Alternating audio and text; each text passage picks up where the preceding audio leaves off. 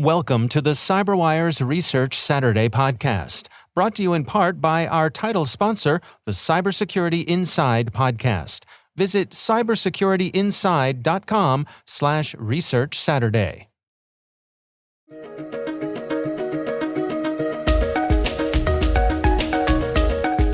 Hello, everyone, and welcome to the CyberWire's Research Saturday. I'm Dave Bittner, and this is our weekly conversation with researchers and analysts, tracking down the threats and vulnerabilities, solving some of the hard problems of protecting ourselves in a rapidly evolving cyberspace. Thanks for joining us.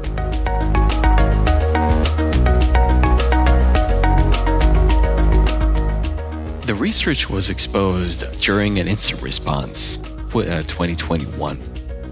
It was super interesting for us because as we did a number of different IR engagements across manufacturing, healthcare organizations, and a couple of other verticals, we noticed similarities in the patterns of behavior. That's Israel Barak. He's Chief Information Security Officer at Cybereason. The research we're discussing today is titled Operation CuckooBees. Cybereason uncovers massive Chinese intellectual property theft operation.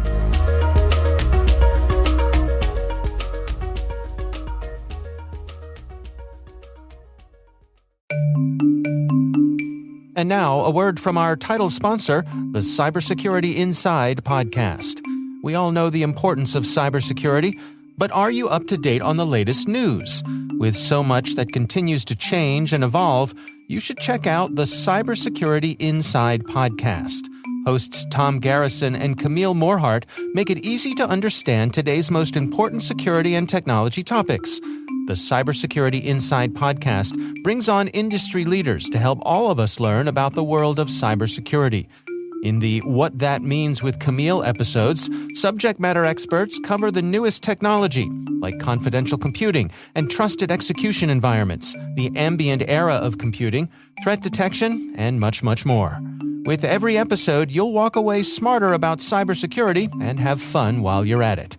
Check out cybersecurityinside.com/Research Saturday today to listen to the latest episode. That's cybersecurityinside.com/Research Saturday. Or search for Cybersecurity Inside wherever you listen to podcasts.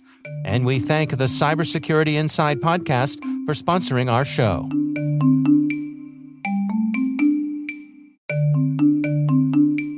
CINAC Red Team mission data shows that a once-a-year pen test is no longer adequate to protect sensitive missions or meet most compliance requirements. Government agencies deserve a better way to pen test, one that scales to find vulnerabilities that matter most. Go to cinac.com/government today to find your better way to pen test in the CINAC FedRAMP moderate environment. That's synac.com/government. And we thank CINAC for making it possible to bring you Research Saturday.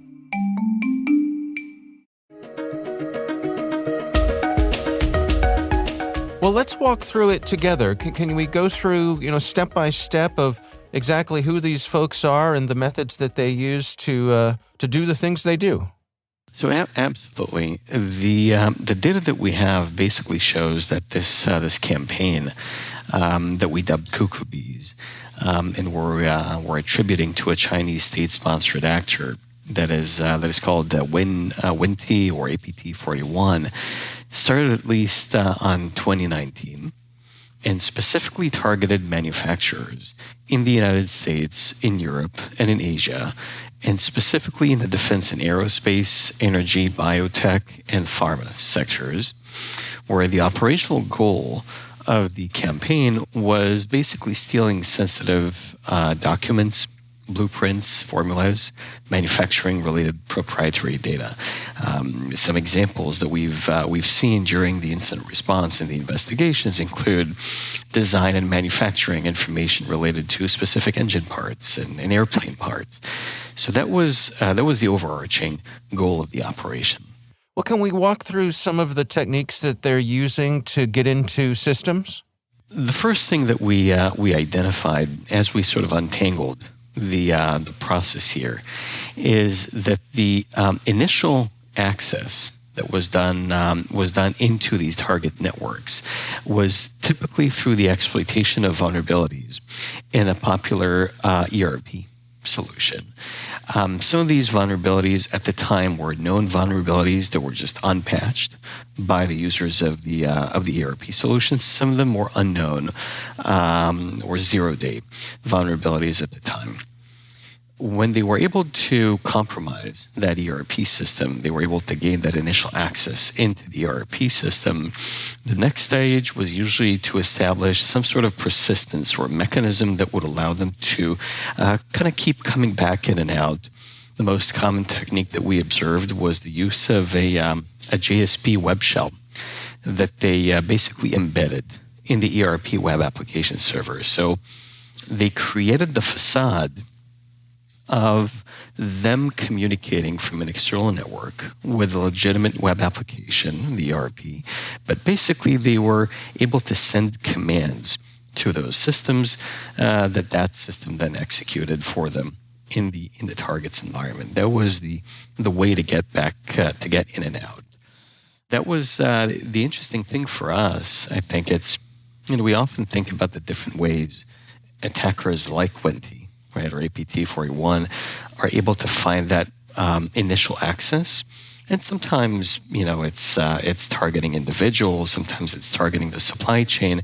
And here I think we see another common example of how an adversary like that is a state-sponsored adversary, is developing proprietary zero-day software vulnerabilities that enable them to gain that initial access into organizations where that software is being used. Can you give us a little bit of the background on Winnti themselves? I mean, does this align with what we're used to seeing from them, and what sort of tools do they have in their arsenal? It does align with the overarching method of operation that we're used to seeing from Winnti. Winnti is as a group existed or at least have documented record since at least 2010. And they believe to be operating on behalf of Chinese state interests. And they specialize specifically in cyber espionage and in intellectual property theft. That's sort of, they're known in the industry as sort of the princes of technology secret thefts. The techniques that they used in this operation, some of them were known techniques. The use of supply chain attacks, software vulnerabilities, web shells, etc. For this group. Some of the more lesser known techniques. So, for example, one of the things that they used to fly under the radar inside the target's network and to stay or evade detection for a long period of time. This operation continued in some of those target networks for almost 3 years. And so one of the techniques that they used to sort of fly under the radar and evade detection, which we haven't seen from them before, is a rare abuse of the Windows CLFS, which is a common log file system feature. Basically, it's a feature in Windows that is primarily designed to hold system logging and application logging information, and they use that mechanism to store the payload of the attack, right? The different pieces of malware that they were using, in a way that most security technologies, or in an area where most security technologies actually don't really scan or don't really look into. Oh, interesting. So this is an area where the system keeps some logs, and so by putting their own stuff there to the scanners, there was nothing to see here. Exactly, and that's a fairly rare technique to see. It's certainly something that we haven't seen from this particular group in the past. But there was enough. I think there was enough similarity between some of the techniques that they used and operations that they ran in the past for us to be able to attribute that operation to that group with a fairly high level of confidence. You mentioned that this group was able to stay within networks for multiple years in some cases. What ultimately led to their discovery in this case? And so, in some of these engagements that we got called into, some of these incident responses, one of the things that ultimately triggered the suspicion of the organization was the amount of data that was being exfiltrated from the system. And so over the years, this adversary was able to collect from some of these organizations hundreds of gigabytes and sometimes more of intellectual property, design documents, manufacturing procedures, blueprints, et cetera. And in some cases, it raised the suspicion that something is happening that the organization or the defender was just not aware of.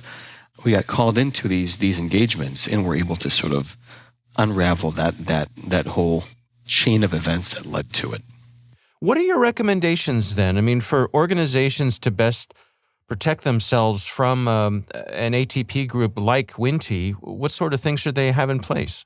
So it's a great question, because on the one hand, the first thing that we recommend, is always we always all need to get better, right, in doing the basics right, in making sure that we know our networks and we understand what assets we have, what the status of security or hygiene is in our networks, and we do what we the best we can to maintain good security posture and good security hygiene.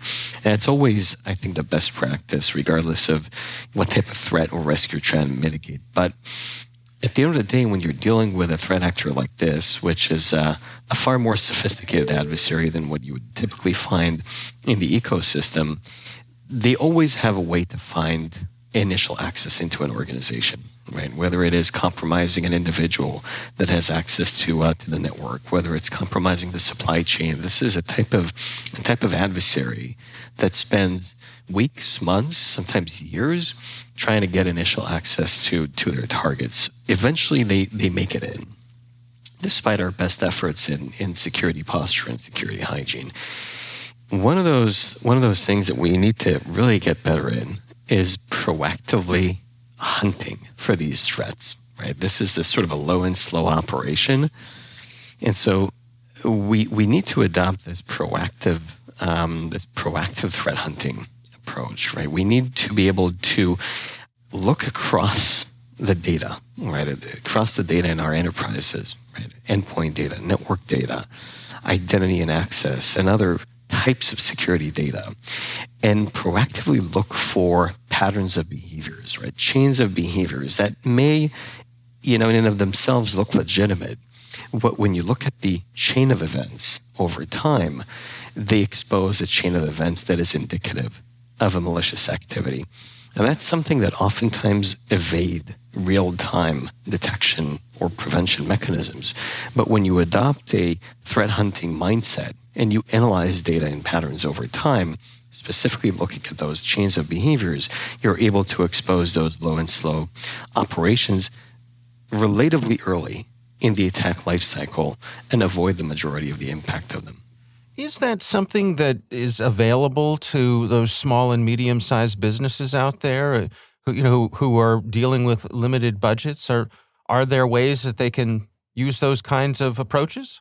There is. I think today there are a number of segments in the market that offer these type of capabilities. When you look at detection and response technologies in the EDR space, or the endpoint detection and response space, or in the XDR space, the extended detection and response, I think you're seeing a growing number of technologies and solutions that are focused on automating the vast majority of this proactive threat hunting process and augmenting it with people that are experts in analyzing that data and understanding what it means from a threat perspective.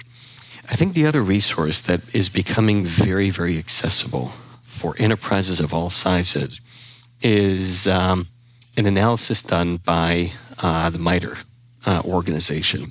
So on an annual basis, basically the MITRE organization, which is a non-for-profit organization, primarily a DoD contractor, they basically run an annual exercise that is emulating very sophisticated adversaries and is evaluating different approaches and technologies in the market and their ability to detect those minute changes in behaviors and change of behaviors and expose that type of malicious operation in progress. And so all that information is publicly available on the MITRE website that essentially describes what their observations are and what technologies and capabilities can enable enterprises really of all sizes to adopt this type of approach.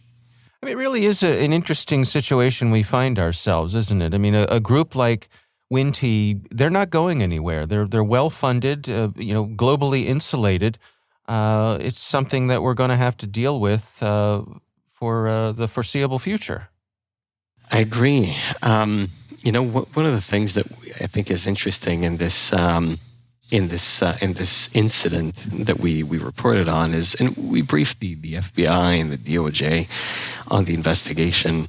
And if you recall, the FBI in their China 2025 report from 2019, they called out the Chinese aggressive state-sponsored intellectual property infringement strategy.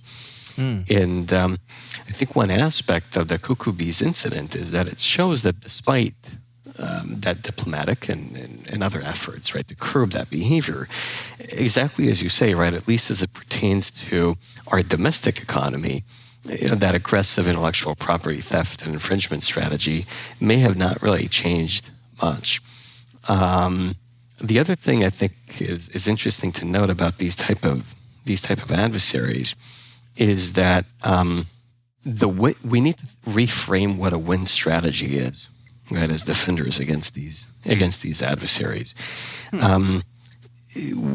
Because, and I think you hit the nail on the head, this type of adversary will not stop trying to get into a particular target's network just because that target has good security in place, right? The reason is that they have no motive, right, to stop doing it. The target has something that they want. There's really no price or no risk for them to pay for trying again and again and again. Right? So there's no reason why they wouldn't continue to try until they make it. And the interesting thing, and when you try to counter the operation from a defender's point of view, when you try to counter that type of adversary, is that the win strategy is not to make sure that they never come back, but the win strategy is to make sure that you increase the time intervals in which they come back. So instead of after you push them out the first time, usually what you'll see is that they come back after a couple of weeks and try again. And you push them out a second time, they'll usually try to come back after a couple of weeks. But if you operate the right program and the right strategy, what you'll see is that you can dramatically increase those time intervals. And then instead of coming back, every couple of weeks, they'll come back every couple of months or every year. The reason is when you get very, very good at exposing what they're doing in your network, you create a price for them to pay. Because when you expose their method of operation, by the way, that's part of the rationale behind us making this information public. When you expose the method of operation, you dramatically increase their price because now they need to rebuild things in order to start executing again. And that is expensive, right? It's something that they do. Every threat actor does it. But there's an expensive price to pay for targeting a target that is a sophisticated target that can expose, right, that operation that impacts other operations that they have in flight. And so when you run an effective operation for detection, response, investigation, you're able to create a certain form of deterrence against a threat actor like that will manifest itself in the increase in the time intervals in which they will come back. They'll make sure to be very meticulous in what they build before they come back and try to target the network.